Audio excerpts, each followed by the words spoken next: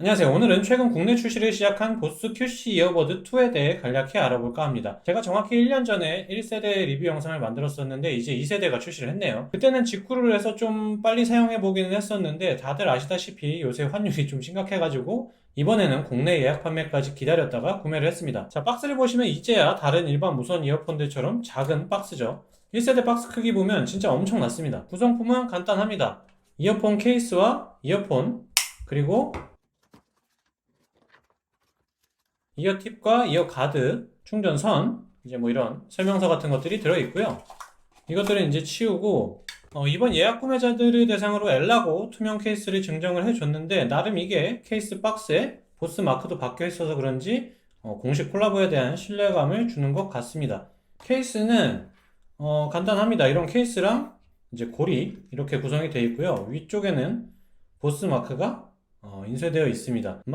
이게 페어링 버튼 쪽이 막혀 있어가지고 케이스를 끼우면 페어링 버튼을 누를 수가 없습니다. 참고하시고요. 우선 이어폰을 본격적으로 살펴보기 전에 몇 가지 주요 스펙들을 한번 살펴보면, 첫 번째로 뭐 스펙상 크기를 보면 1세대 대비 2세대가 엄청나게 경량화가 됐습니다. 1세대가 미친 수준의 크기라 사실 이 정도 엄청난 경량화를 해도 톰프리 같은 거 대비 무겁고 큽니다. 지원 코덱은 AAC와 SBC 두 가지고, 노이즈 캔슬링은 1세대 때와 마찬가지로 11단계로 조절이 가능합니다. IPX 4등급의 방수 방진 탑재를 했고, 재생 시간은 이어버드 단독 재생으로 6시간이고 케이스 충전 포함해서 총 24시간이라고 합니다. 무선 충전은 지원을 안 하고요. 블루투스 버전은 5.3이고 가격은 35만 9천원에 출시를 했습니다. 자, 그럼 이어폰을 본격적으로 한번 살펴보면 보시다시피 이제야 휴대성이 좀 확보된 것 같고요.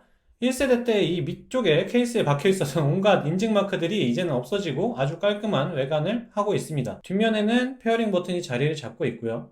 앞면에는 보스 마크가 새겨져 있습니다. 유닛도 이게 꺼내서 보면 1세대 대비 확연히 작아졌습니다. 다만 일반적인 이어폰들 저희가 지금 비교할 수 있을 만한 게, 소니 케이스만 봐도 지금 소니보다는 훨씬 크고요.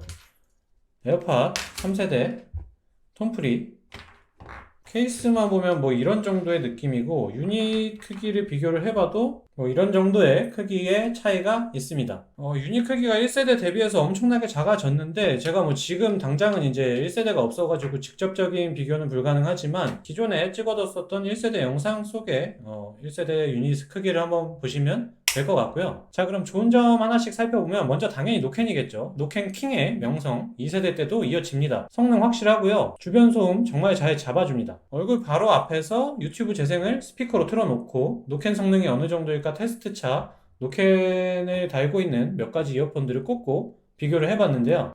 일단 여기는 톰프리 같은 경우에는 여기 소니 XM4의 노캔 성능만도 못했고, 이 소니 XM4를 꽂고도 들리던 이 스피커 소리가 이어버드 2에서는 아예 안 들립니다.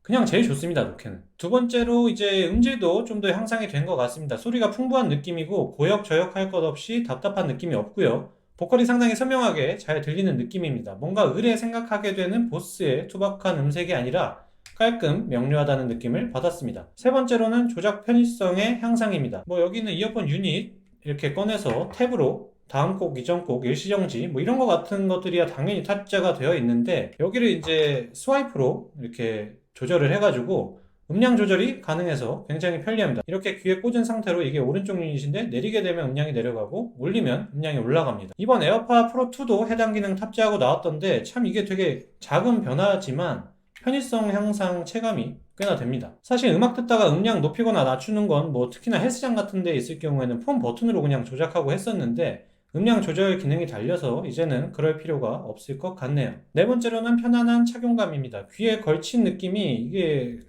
막상 실제로 착용해보면 거의 안 날 정도로 가벼운 느낌이고, 커널형처럼 귀를 꽉 막는 그런 느낌도 아니라서 굉장히 편안합니다. 그리고 착용한 상태에서 이렇게 말을 해도 먹먹한 느낌으로 제가 하는 말이 제 귀로 웅웅 걸리면서 들리는 게 아니라서 거부감이 전혀 없습니다. 부담이 없고요. 이어폰을 착용한 상태에서 걸을 때도 쿵쿵거리는 느낌도 좀 덜한 것 같습니다. 그럼 이제 아쉬운 점들을 좀 살펴보면, 첫 번째로는 무선 충전 미지원입니다. 이건 뭐 조금 어이가 없는 부분일 수도 있는데, 크기가 작아진 건 좋은데 1세대 때도 들어있던 기능을 빼버린 게 아쉽습니다. 사실 뭐 여기는 이런 톰프리 같은 이 이어폰들도 이 작은 크기에 무선 충전이 다 가능한데 얘네 지금 셋 다 가능하죠. 2022년도에 트루 와이어리스에서 무선 충전이 빠진 건 너무 아쉽습니다. 두 번째로는 1세대와 동일한 지원 코덱입니다. 이번에도 SBC AAC만 지원을 하죠. 요새 다들 고음질 코덱 탑재하는 추세인데 보스의 근본 자신감인지는 모르겠으나 어쨌거나 지원 코덱이 두 가지로 변함이 없는 건 타 제조사들 대비 좀 아쉬운 부분이겠습니다. 세 번째로는 여전한 크기입니다. 이게 작아진 게 장점이기는 하지만 다른 트루 와이어리스 대비해서 여전히 큽니다. 보통 이게 또 여기다가 케이스를 끼고 다니게 되니까 실제 체감하는 크기는 조금 더 커지게 되니까 크기를 다음번에는 조금 더 줄여줬으면 하는 바람입니다. 마지막은 화이트 노이즈 관련인데 이게 최근에 펌웨어 업데이트를 하고 나서 느낀 것 같기도 한데 노캔을 켜고 아주 조용한 환경에 있으면 뭔가 바람 소리 같은 게 느껴집니다. 선명하지는 않은 약한 화이트 노이즈고요. 근데 이게 또 제가 막 초기화도 하고 이것저것 건드리다가 어떨 때는 또 안 들리는 경우도 있는데 한 번 정도, 두 번 정도 있었던 것 같은데 그때는 또 노캔 성능이 좀 떨어져 있는 듯한 느낌입니다. 주변음 허용 모드에서는 그냥 명확한 화이트 노이즈가 들립니다. 슉 하는 소리가 들리고요. 아마 이게 펌웨어 업데이트로 해결이 될 것도 같은 부분인데 일단은 화이트 노이즈가 있다는 점 참고하시면 될 것 같습니다. 아직은 뭔가 앱 같은 것들이 조금 불안정한 것 같기도 합니다. 사실은 그냥 기본 노캔 모드에서도 노캔 정도를 조절을 할 수가 있었는데 1세대 때는 이제 지금도 조절은 가능하지만 1세대 때는 이게 기본 노캔 모드도 11단계로 조절을 할 수가 있었거든요. 근데 이번에는 커스텀 노캔 모드를 하나 만들어 놓고 그 안에서 조절이 가능하더라고요. 기본 노캔 모드는 그냥 최대 노캔이 적용이 되어 있습니다. 그리고 이게 유닛의 배터리 퍼센테이지는 또 앱에서 나오는데 케이스의 배터리 퍼센테이지는 또 앱에서 안 나와가지고 별거 아닌 기능 같은데 추후에라도 넣어줬으면 좋겠습니다. 그리고 또 추가적으로 저만 그런지는 모르겠는데 이게 페이스타임이나 제가 지금 아이폰을 사용하고 있는데 페이스타임이나 카카오 페이스톡 같은 거가 왔을 때 전화를 받으면 이상하게 오른쪽 유닛에서만 소리가 나더라고요. 다시 오른쪽 유닛을 뺐다가 귀에서 뺐다가 꼈다가 하면은 소리가 양쪽에서 나는 경우가 있기도 한데 이게 계속 그러니까 조금 거슬리는 부분입니다. 이상으로 간단하게 보스 QC 이어버드 2에 대해서 공유 드리고 싶은 점들을 좀 살펴봤는데요.